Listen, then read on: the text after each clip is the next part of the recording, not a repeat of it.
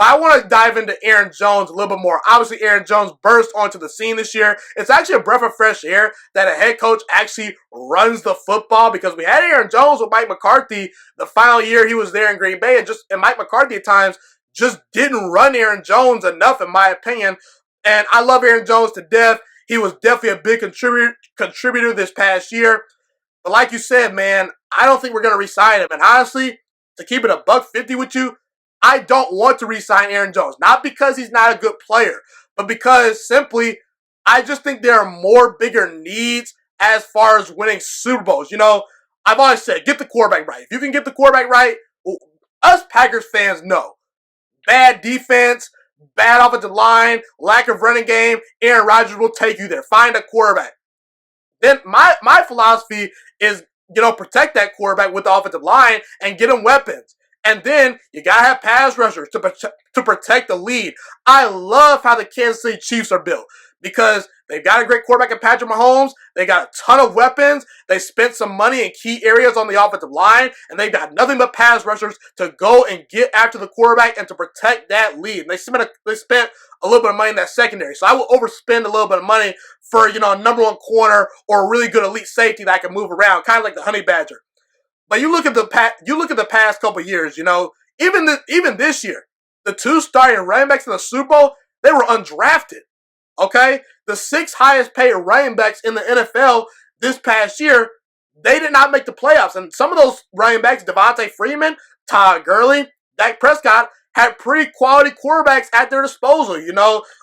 Freeman, Matt Ryan, he's been to a Super Bowl.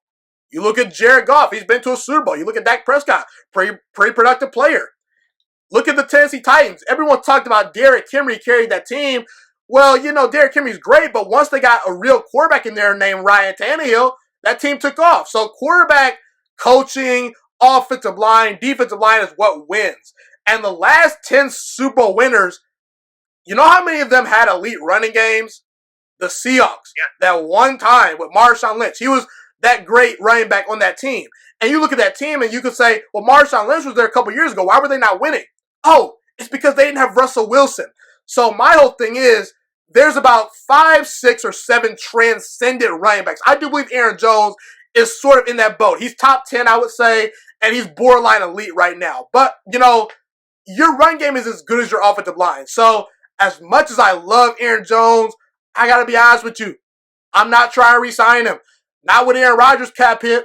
Not with the Smith brothers cap hit in a couple years. Like you mentioned, we have a lot of money committed to a lot of very good high-end players. And Aaron Jones are great, but running backs are interchangeable. And I'm not trying to re-sign Aaron Jones. Well, I think also, you talked about how the Chiefs are built. Well, they also have the luxury, that Patrick Mahomes is still on his rookie contract. And that has kind of been the tried and true formula now for successful teams. You hit a home run, hopefully, which is obviously very difficult to do, with a QB in which you can spend a crap ton of money to surround him with talent, and then hopefully you get a Super Bowl, and then you have to re-sign them. But, with the Chiefs, it is going to come at the cost, because Patrick Mahomes is going to be the highest paid QB in NFL history, next year. I mean, he's going from a base salary, I think it was a little over $800,000.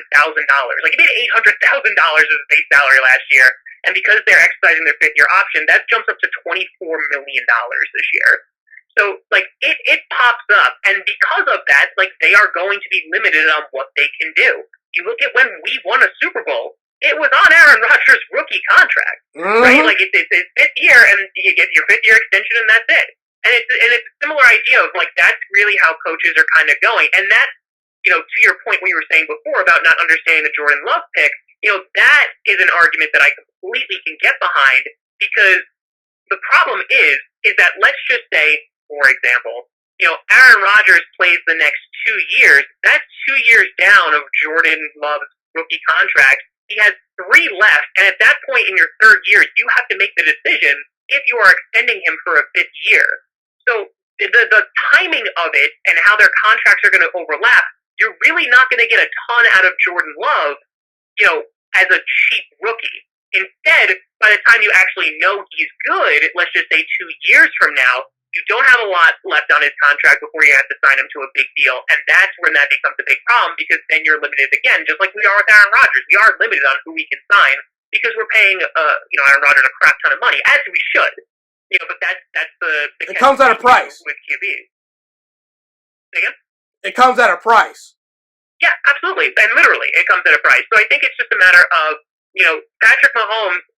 I think he's an incredibly talented quarterback. People saying he's a great, in the top 5 conversation. The guy has only been playing for 4 years. He's off to a pretty good start, right. But yeah, let's pump the brakes a little bit. Yeah, he's off to a very, very good start. He didn't even play his rookie season. He's played 2 very good seasons of football, 100%. But I also would not be completely and totally surprised if Patrick Mahomes' career goes very similarly to what Aaron Rodgers is that they are consistently good, they're consistently in the hunt, they're deep into the playoffs, but maybe he only gets 1 ring. And now again, maybe they're going to be able to pull off more than that because they have a little bit more of a team behind him. You look at the 2010 season when we won the Super Bowl, we lost a lot of key people after that year. Jermichael Finley, we lost Nick Collins, we lost some big guys, some even big run blockers that really impacted that team, and we never really filled those holes. Thank you so much for watching this video today. Please also note that the Juiciest Sports Podcast is not just a YouTube channel. It is available on all podcasting platforms, including Spotify, Google Podcasts, iTunes, and Apple Podcasts. Also, if you enjoyed this video, be sure to like, comment, subscribe, and share this content with all your friends. This podcast is my favorite thing in the entire world right now. It is my passion. And I want more people to listen to this podcast. I really want this podcast to grow. Also, a fun fact about me is that I want to go into the sports broadcasting and media world once I graduate from the University of Toledo, a college in Northern Ohio. I currently am a freshman there right now. I am looking to become one of the next great sports broadcasters and analysts out in the world.